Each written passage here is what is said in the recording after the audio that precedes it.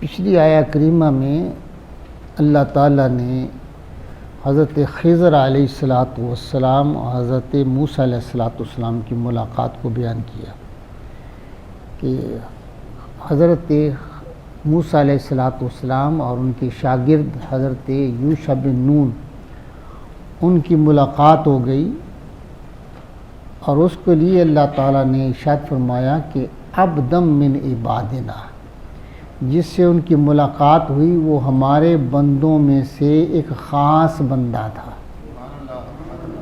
اور اس کی خاصیت کیا تھی کہ اللہ فرماتا کہ میں نے اسے اپنی رحمت عطا فرمائی تھی اور اپنی بارگاہ سے ایک خاص علم عطا فرمایا تھا۔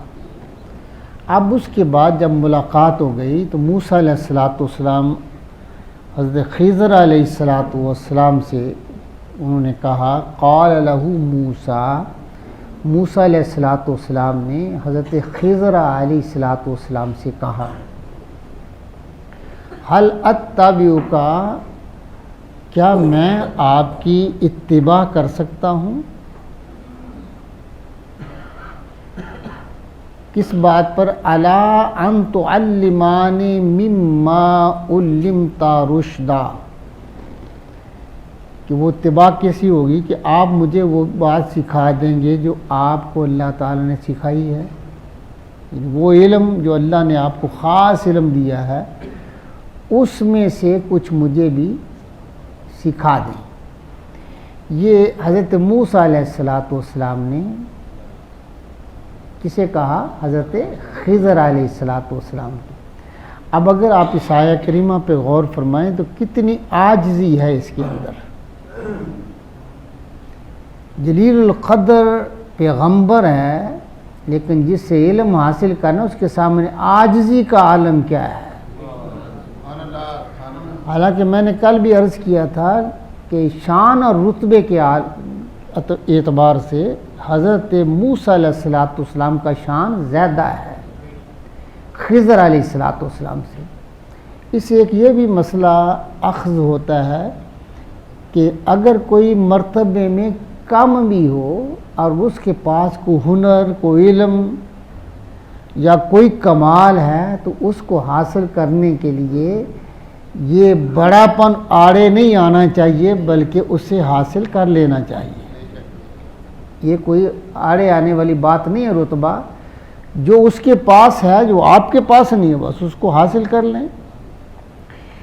اور اس آیہ کریمہ میں یہ ہے کہ اگر متعلم اور جو شاگرد ہے، سیکھنے والا جو ہے، اس کے اندر جو ہے عاجزی کا پہلو استاد کے سامنے ضرور ہونا چاہیے۔ اگر فیض لینا ہے تو اس کے لیے عاجزی ضروری ہے۔ اور یہی چیز جو ہے آج ہمارے تعلیمی اداروں سے کسی دشمن نے ختم کر دی ہے، اور اس کا حال آپ دیکھ رہے ہیں کہ استاد کی قدر نہیں ہے۔ طالب علم کے جو ہے نا وہ اس کے دل کے اندر استاد کی کوئی قدر نہیں ہے، اور اس اساتذہ کو پڑھانے کے لیے دشواری پیش آ رہی ہے۔ میں خود استاد رہا ہوں، مجھے پتہ ہے کہ کس قدر دشواری پیش آ رہی ہے اساتذہ کو۔ جس طرح نہیں ہوتا کہ کسی کے ہاتھ پاؤں آپ باندھ دیں اور پھر آپ کہیں کہ دوڑ لگاؤ، تو یہ حالات ہمارے تعلیمی نظام کا کہ اساتذہ سے اس قدر زیادتی کی جا رہی ہے کہ رزلٹ بھی دیں اور بچوں کو یہ بھی ہے ان کی کوئی تربیت کا انتظام نہیں کرنا، آپ نے اس کو اوے تک نہیں کہنا ہے، ہاں جی، اور بچے ہیں کہ وہ اس سے بگڑ جاتے ہیں، ہاں جی۔